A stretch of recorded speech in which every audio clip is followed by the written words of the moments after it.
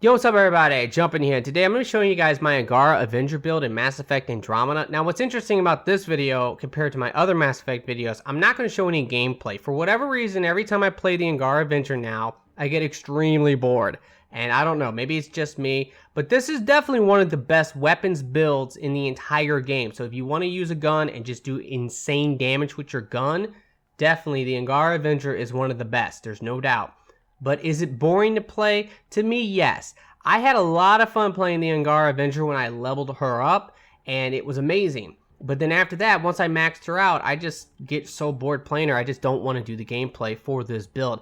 And I might do that for some of the other builds too. If it's a build that I just don't really feel like playing, I might just show the build and not the gameplay. And then other builds where it's a really fun build to play, I will show the gameplay. So that's going to be my new format for Mass Effect, if you guys are wondering. But I still will go over everything you need to know about the Angara Avenger, how to play the build, and how it's really overpowered and all this shit, because this is a really overpowered build, there's no doubt about it. Alright, let's go ahead and get started. Okay, now for the weapon, I would recommend using something that has a lot of damage in one shot. So the Ishire Sniper is a perfect example of a gun that has a ton of damage for one shot, because this thing can do like 2170 damage on this build. That's the damage, guys. It's really fucking crazy. Plus, if you use it with Stealth Grid, it just does crazy damage. You can one-shot pretty much everything with a headshot, and your basic enemies like your Raiders, Assemblers, and Chosen, you can actually body shot them with this build, and it will kill them with the Ishire Sniper. So this is a fantastic gun, really underrated gun in my opinion, because it only has one shot, so most people don't want to use it. But if you are going to use this, I definitely recommend trying it out on the Angara Avenger. It is an extremely good gun on this build. Now for your secondary gun, I recommend something that has a lot of damage. So there's a couple of guns that come in mind. The Talon has a lot of damage, so this is a perfect choice. If you actually have that one-shot pistol, which used to really suck, and it's not even one shot anymore. Now it has like 3 shots or something like that. I don't know how to pronounce the name of that gun, but it's an N7. That gun does crazy damage now. So that's another gun that you could try on this build, and it works really good. Now for the equipment, you really have two choices, either enhanced munitions, or you can go for the shock trooper. If you're going to use a shotgun, which there are a couple shotguns that would work really well on this build as well, because they have a lot of damage and you can deliver that damage in one shot, then yeah, the shock trooper is definitely pretty good because you get 1 extra grenade. But I really like the enhanced munitions because this will increase combat damage. And combat damage is actually kind of important because you have sticky grenades and you can spam the fuck out of sticky grenades. And if they do more damage, it's actually pretty good. And they do 30% more damage if you use this equipment. Alright, now moving on to the booster, I recommend boosting your weapon damage depending on whatever gun you're going to be primarily using. So if you're using a sniper rifle, boost the sniper damage. If it's a shotgun, boost the shotgun damage. Or if it's a pistol, boost the pistol damage. So that's what I recommend. Besides that, you have 2 choices for the second slot if you want to use a booster. Combat power damage is really good because of sticky grenades, just like with the equipment. But also, you can increase your overall grenades, so you can carry more grenades. That's another one that's really, really good. So you can have up to like 9 grenades, or 10 grenades, or 8 grenades, and that's pretty fucking ridiculous.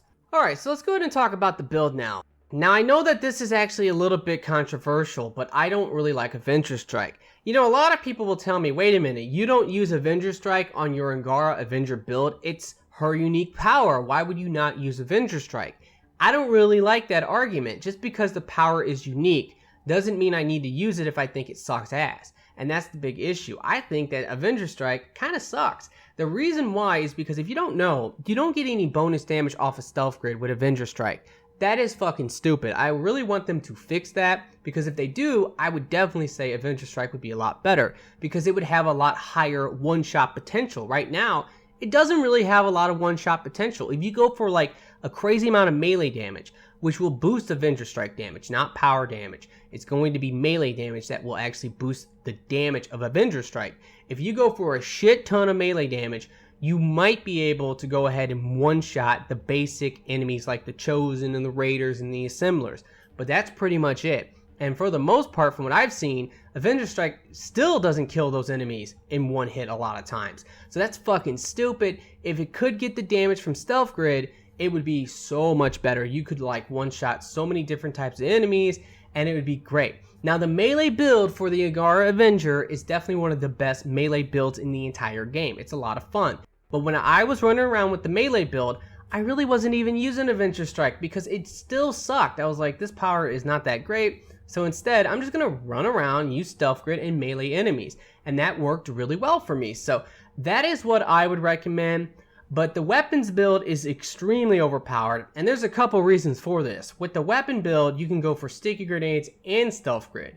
For the melee build, I would probably say skip out on maybe sticky grenades and go for everything else instead. Now, if you guys are wondering why is the weapon build so overpowered, well, besides the fact that you can do insane damage with any gun in the game with this build, you can also spam the fuck out of grenades. Every time you go to a ammo box, you will actually get 8 grenades back. That is really ridiculous. You will get 4 sticky grenades and 4 stealth grids. So that is awesome.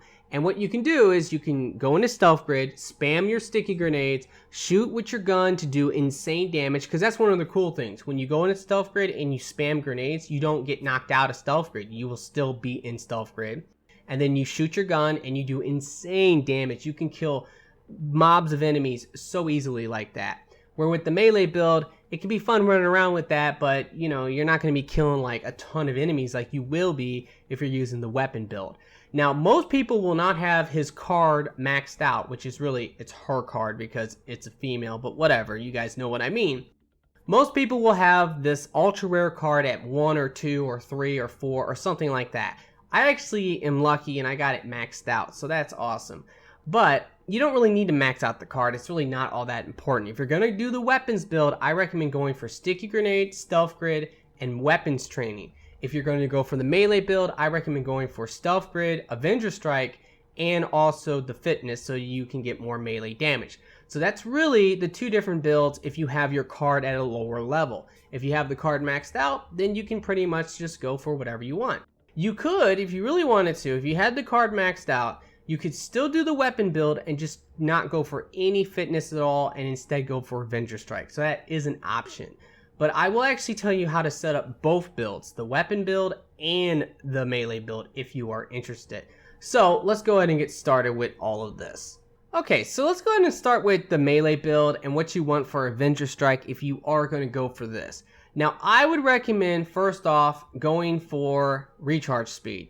This is a power that you definitely want to use as much as possible, and the way I would recommend setting this up for a melee build is to make this a debuffing power. Like I said, even with max melee damage, this shit is still not going to kill a lot of enemies. So I think that going for this debuff here is actually a little bit better, because this is a really great debuff, there's no doubt about it. You can minus the enemy's damage by 85% for 5 seconds, and it has a 5-meter radius. So if you go into a group of enemies, you can make all of them do like so little damage. It's really crazy. This is definitely something that might be really good for platinum, because if you're fighting a bunch of enemies, you go ahead and you minus their damage by 85%. This is going to make a huge difference. So in my personal opinion, I think that you want to set this up for a debuff. Now the next thing is going to be the stun. You want to do this. Don't really worry too much about the priming for combo crap. That's really not important. But if you're fighting like a big enemy, like let's say a berserker, you hit him with this and then that berserker is now stunned and you can finish them off with your melee. So this is another really decent thing, but I definitely would not recommend Cloak and Dagger because this power does not get boosted by Stealth Grid. This really is not worth it at all. You really don't kill enemies with Avenger Strike. It's really rare. So because of that, this is a pretty shit power. If they would make it so that Stealth Grid could boost the damage, this would be actually kind of amazing, because then you would be one-shotting a lot of enemies. And every time you do that, you can go ahead and get an extra Stealth Grid back. That would be really cool. Now moving on to the fitness, this is for the melee build. I recommend probably still going for the delay and also the regeneration. This is really nice. Now this is definitely decent. I do like this, but I kind of like this more, and I'll get into that in a moment. But let's go ahead and talk about the next one. The next one will just be melee damage. You want melee damage because it's a melee build, and the final one is going to be more melee damage. So pretty simple stuff. Stealth Grid is going to be pretty much the same for both builds, the weapon build and the melee build. So for Stealth Grid, I recommend going for 1 extra power cell, going for the ability to go ahead and get your shields to come back faster. You're going to have 30% delay and also 30% regeneration. Now this is nice because if you go and look at his fitness, or her fitness I mean, you actually can get a 25% delay as well. So that's 55% delay reduction. That's really, really nice. And also you get your shields back faster. So anytime you're in danger, just go into stealth grid, run away, and then get your shields back. And they do come back a lot faster. Now the next thing is just going to be ambush grid once again, because you want the weapon damage, you want the power damage, and you want the melee damage. Remember, this does not work with Avenger Strike, but it does work with the melee. So if you use stealth grid and you punch something or knife that motherfucker, you will actually do extra damage. And I believe, let's actually take a look at it. I think it's 80% total extra damage you will do with your melee, which is definitely really, really nice. So that's pretty much the melee build. Now we can go ahead and talk about the weapon build, because remember, stealth grid is going to be the same thing for the weapon build and the melee build, but sticky grenade is something that's for the weapon build. Now for sticky grenade, I recommend going for damage. Radius is also nice, but with this build, with all the extra like ability to boost sticky grenade, you can actually kill a lot of enemies with one nade, and that's really nice. Most of the basic enemies will die if you're using enhanced munitions, or if you're using like a booster that will boost combat damage. You will kill a lot of enemies with this, so I definitely like the damage on it. And also remember, you can use stealth grid, and when you use stealth grid, you can spam the fuck out of the grenades, and you will not get knocked out of stealth grid. So that's also really cool, just like with tactical cloak and the Solarian infiltrator or the human infiltrator. Now next up, we're going to go for grenade capacity because we want as many grenades as we can. And then I go for anti-armor, but I've been thinking about switching this to anti-shield. The reason why is because if you're fighting against anything other than outlaw, anti-shield is generally better. You throw this on any of, let's say, the Kef enemies, you will actually probably like kill them in one grenade, or at least you will do so much damage to them, it will practically kill them. And that's actually really awesome. You have to deal with a lot of enemies with a lot of shields for both the Remnant and also the Kef. So it's up to you on what you want. If you fight against a lot of outlaw though, definitely you want anti-armor. If you fight against the other factions all the time, I say go for anti-shield. Now for the weapons training, this is a build that has a really ridiculous amount of weapons damage. It has 28% total, so that's really good. First up, we're going to go for weapons damage. Second, we're going to go for headshot damage and spare ammo. And finally, we're going to go for weapons damage, accuracy, and stability. So this is all really, really good. And then for the fitness, if you actually have the extra points, now that's pretty much all you're going to go for if you have a low card. You just want the sticky grenade, the stealth grid, and the weapons damage. That's it. But if you actually do have a higher level card, then you can go for the fitness. And with that, regeneration is nice. You get the health regeneration, which is good. And you get that delay reduction that will play with stealth grid. And that will make it 55% delay reduction, which is really good.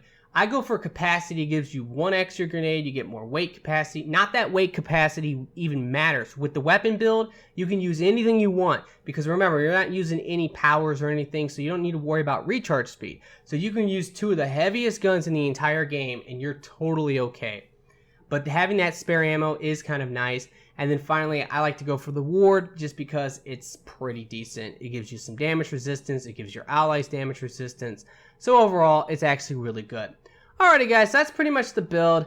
And like I said, it's actually extremely overpowered, but it's kind of like scrubby. That's the way I would describe it, because the way I like to play it, I go into stealth grid, I just spam a ton of grenades, and I kill everything. And then I shoot a couple enemies here and there, and that's basically it. It's really, really overpowered, but it's also like kind of boring to me. The melee build is probably more fun. Like you can run around and melee shit, but it's definitely not better than the grenade spamming weapon build.